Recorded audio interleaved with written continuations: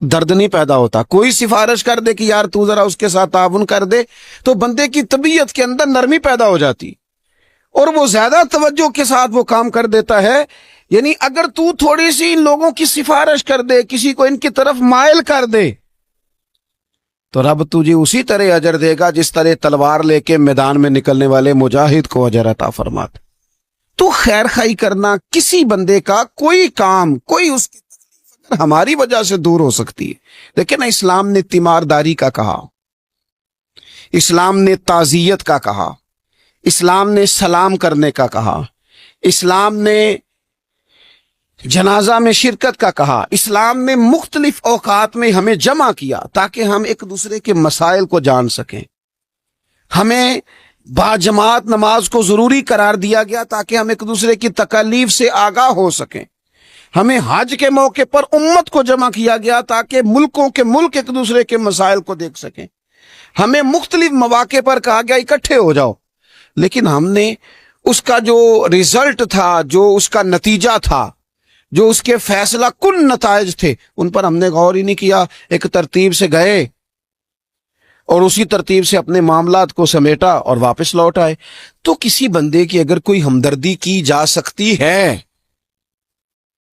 جس شخص کا مال ابو جال نے دبا لیا تھا, میرے رسول پاک علیہ السلام خود چل کے ساتھ نہیں گئے تھے, اور وہ شخص کہتا ہے کہ میں نے خود نبی پاک علیہ السلام کا انداز دیکھا کہ حضور کی جھکی ہوئی نظریں اٹھی, غضب سے ان کے خدا بچائے کہ نور باری جلال میں اس کے پیسے دیتا ہے کہ نہیں دیتا, قریب کے پیسے دبا لیے.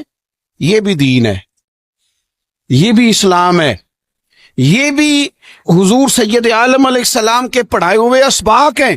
اگرچہ یہ تقسیم کار ہے کہ جن کے پاس قوت نافذہ ہے وہ اس کا نفاذ کریں گے, لیکن اگر کسی عام آدمی کے اٹھنے سے بھی کسی کا بھلا ہو سکے تو پھر اسے پیچھے نہیں رہنا چاہیے.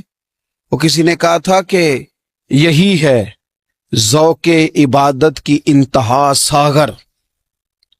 اگر تم ذوق عبادت کا اینڈ تک اس کو دیکھنا چاہو نا, اینڈ تک, تو کہتے ہیں مجھ سے پوچھو کہ وہ اس کی انتہا کیا ہے. یہی ہے ذوق عبادت کی انتہا ساغر کہ غم حیات کے ماروں کا احترام کرو.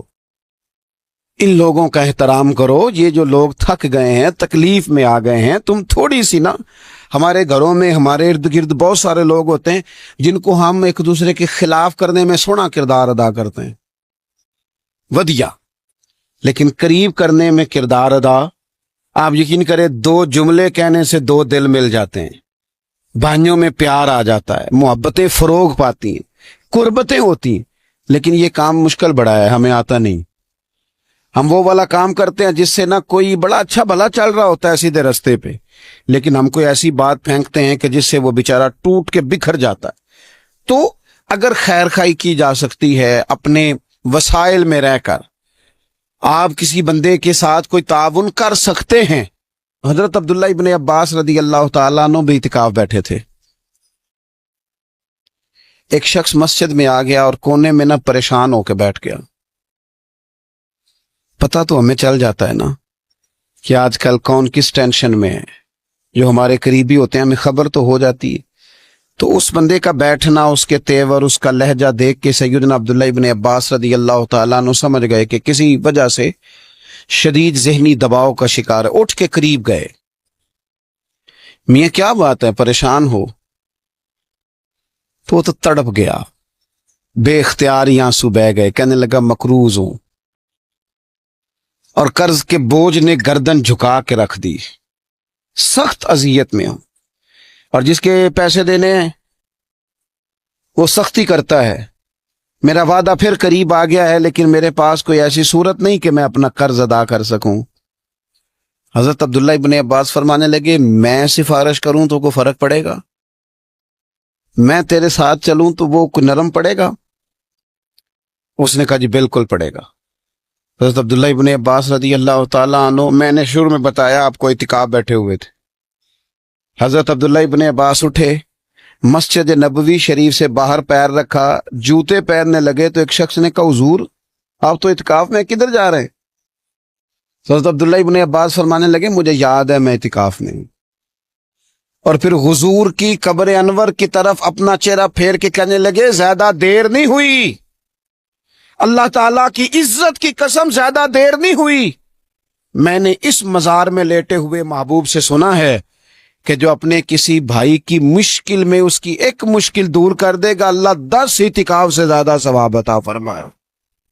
یہی ہے ذوق عبادت کی انتہا ساغر کہ غم حیات کے ماروں کا احترام کرو، کسی کا کوئی بھلا اگر ہم سے ممکن ہے پھر اسے لیٹ نہ کیا جائے، پھر اس پر دیر نہ کی جائے۔